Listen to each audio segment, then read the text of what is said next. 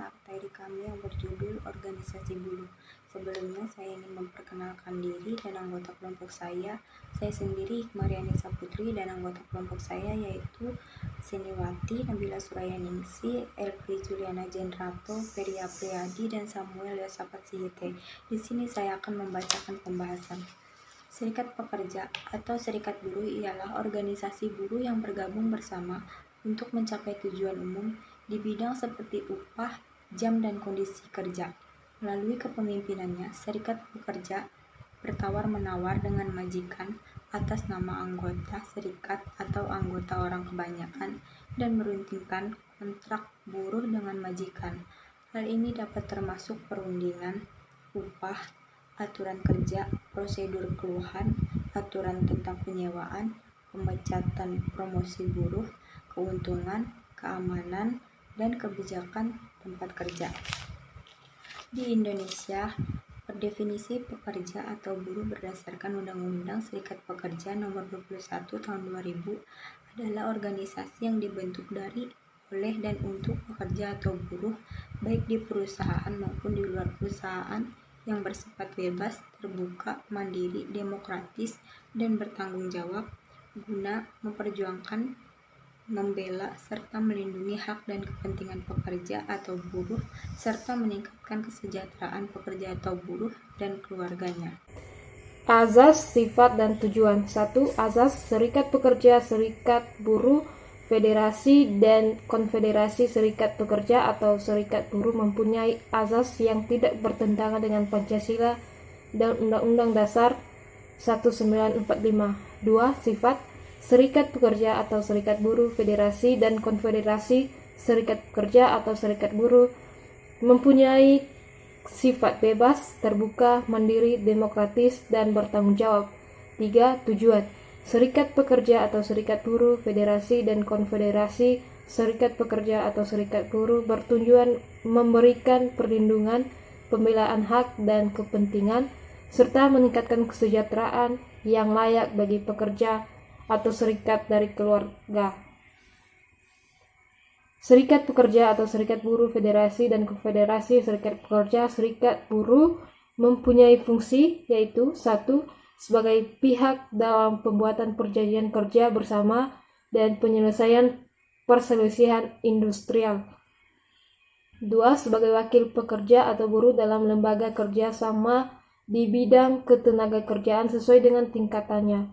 3. Sebagai sarana menciptakan hubungan industrial yang harmonis, dinamis, dan berkeadilan sesuai dengan peraturan perundang-undangan yang berlaku. 4. Sebagai sarana penyalur aspirasi dalam memperjuangkan hak dan kepentingan anggotanya. 5. Sebagai perencana, pelaksana, dan penanggung jawab pemogokan pekerja atau buruh sesuai dengan peraturan perundang-undangan yang berlaku. Dan 6. Sebagai wakil pekerja atau buruh dalam memperjuangkan kepemilikan saham di perusahaan. Perbedaan antara serikat pekerja, federasi, dan konfederasi yaitu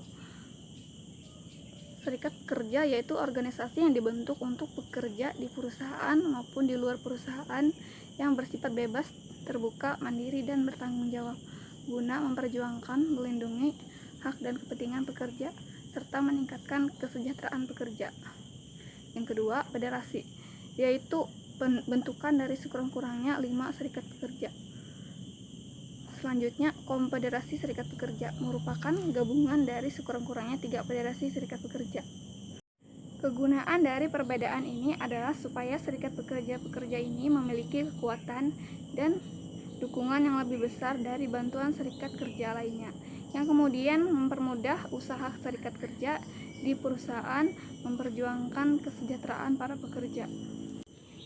Cara membuat serikat di tingkat perusahaan sesuai Pasal 5 Undang-Undang Nomor 21 Tahun 2000. Sebuah serikat pekerja dapat dibentuk oleh minimal 10 orang karyawan di suatu perusahaan. Dalam undang-undang yang sama disebutkan bahwa pembentukan serikat pekerja ini tidak diperbolehkan adanya campur tangan dari perusahaan, pemerintah, atau partai politik. Serikat pekerja juga memiliki anggaran dasar yang meliputi nama dan lambang, dasar negara, asas dan tujuan, tanggal pendirian, tempat kedudukan, keanggotaan dan pengurusan, sumber dan penanggung-jawaban keuangan, ketentuan perubahan anggaran dasar atau anggaran rumah tangga. Cara menjadi anggota serikat pekerja. Sebuah serikat pekerja harus terbuka untuk menerima anggota tanpa membedakan aliran politik dan ras.